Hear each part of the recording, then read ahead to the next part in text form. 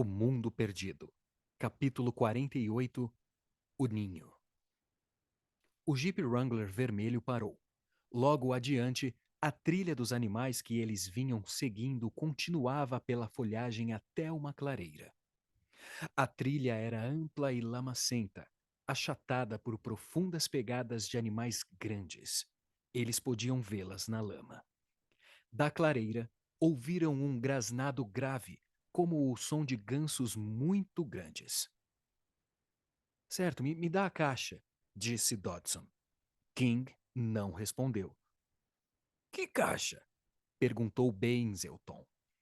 Sem tirar os olhos da clareira, Dodson respondeu. Tem uma caixa preta no banco ao seu lado e um pacote de baterias. Pega tudo isso aí para mim. Benzelton grunhiu. É pesado. É por causa dos cones magnéticos. Dodson estendeu a mão para trás e pegou a caixa, feita de metal anodizado preto. Tinha o tamanho de uma caixa de sapatos, mas terminava em um cone aberto. Debaixo dela havia um punho de pistola montado. Dodson prendeu um pacote de baterias a seu cinto e ligou-o à caixa. Então a apanhou, segurando pelo punho de pistola. Havia um botão na parte de trás, de frente para ele, e um disco graduado. As baterias estão carregadas? Perguntou Dodson. Sim, então sim, respondeu King. Beleza, disse Dodson.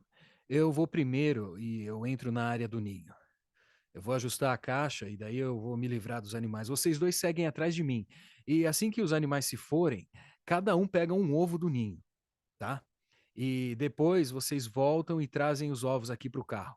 Eu volto por último. Então, daí a gente vai embora. Deu para entender? Certo, concordou Basinton. Entendido, disse King. E esses dinossauros aí são de que tipo? Eu não faço a menor ideia, disse Dodson, descendo do carro.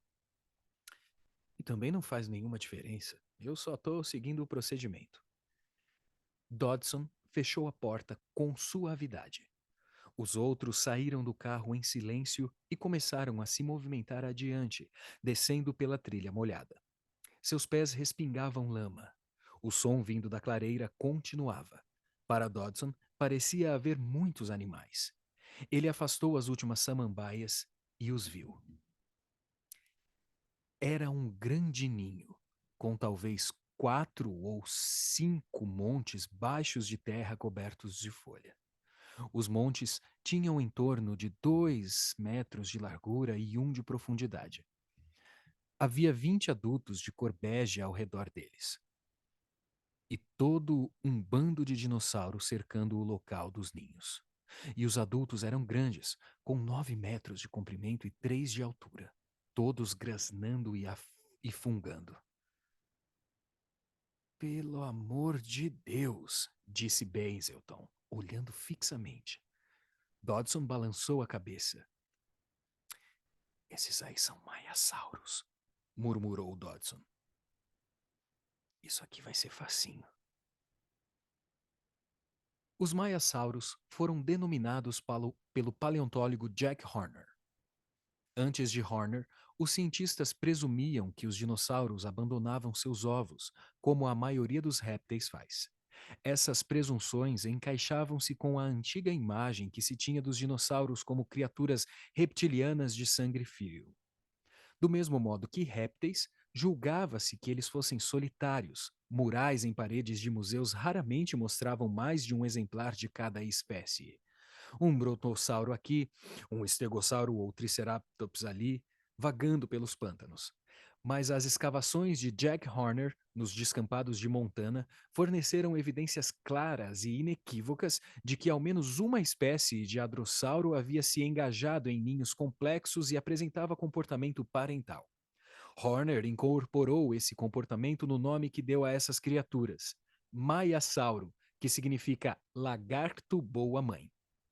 Observando-os agora, Dodson podia ver que os maiassauros eram, de fato, os pais atenciosos. Os grandes adultos davam voltas ao redor dos ninhos, movendo-se com cuidado para pisar do lado de fora dos montes. de terra raso. Os maiassauros bege eram dinossauros bico de pato. Tinham uma cabeça grande que terminava em um focinho largo e achatado, muito semelhante ao bico de um pato. Eles pegavam bocados de grama e os soltavam nos ovos dentro dos montes. Dodson sabia que isso era um modo de regular a temperatura dos ovos. Se os imensos animais se sentassem nos ovos, eles os esmagariam. Assim, em vez disso, colocavam uma camada de grama por cima dos ovos, o que prendia o calor e os mantinha a uma temperatura mais constante. Os animais trabalhavam continuamente. Eles são enormes, disse Basenthal. Não passam de vacas supercrescidas, falou Dodson. Embora os maiasaurons fossem grandes, eram herbívoros e os modos dóceis. Não tem que se preocupar, são vacas. Ele ergueu a caixa como uma arma e deu um passo adiante, tornando-se visível. Dodson esperava uma grande reação quando os maiassauros o vissem, mas não houve nada. Eles mal pareceram reparar no homem. Um ou dois adultos olharam, fitaram-no com os olhos estúpidos e depois desviaram o olhar. Os animais continuaram a soltar grama sobre os ovos, que eram de um branco pálido, esféricos e tinham quase 60 centímetros de comprimento. Cada um apresentava o dobro do tamanho de um ovo de avestruz, semelhante a uma bola de praia pequena. Nenhum animal havia eclodido ainda. King e Benzelton o seguiram, posicionando-se ao seu lado na clareira. Os maiassauros ainda os ignoravam. Isso é incrível, falou Benzelton.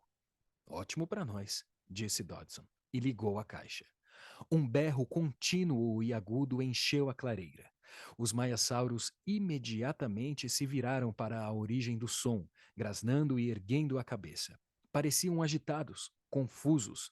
Dodson girou o disco e o berro se tornou mais agudo, ensurdecedor. Os maiassauros balançaram a cabeça e afastaram-se do som doloroso. Amontoaram-se na ponta mais distante da clareira.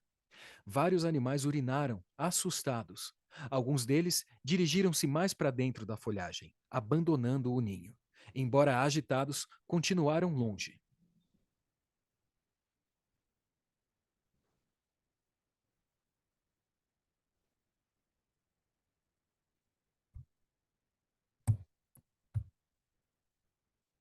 Vão agora! Disse Dodson. King entrou no ninho mais próximo e grunhiu ao apanhar um ovo. Seus braços mal conseguiam dar a volta na imensa esfera. Os maiassauros grasnaram para ele, mas nenhum dos adultos avançou. Então Benzeton entrou no ninho, pegou um ovo e seguiu King de volta para o carro. Dodson caminhou de costas, segurando a caixa na direção dos adultos. Na beira da clareira, desligou o som. No mesmo instante, os maiassauros voltaram, grasnando alto e repetidamente. Porém, conforme voltavam aos ninhos, parecia que os adultos já haviam se esquecido do que acabara de acontecer. Em poucos momentos, eles pararam de grasnar e voltaram a depositar grama em cima dos ovos. Ignoraram Dodson enquanto ele partia, voltando pela trilha dos animais. Bichos estúpidos, pensou Dodson, indo para o carro. Baseton e King colocavam os ovos em grandes contêineres de isopor na traseira e encaixavam os pacotes de espuma cuidadosamente ao redor deles. Ambos sorriam como crianças. Aquilo foi incrível! Ótimo, fantástico! O que é que eu tinha falado? Perguntou Dodson. Nada demais. Ele olhou para o relógio. Nesse ritmo, a gente vai terminar em menos de 4 horas. Ele sentou-se atrás do volante e ligou o motor.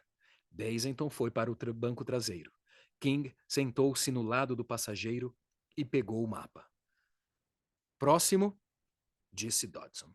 Fim do capítulo 48, O Ninho. O Mundo Perdido, Jurassic Park. Livro de Michael Crichton.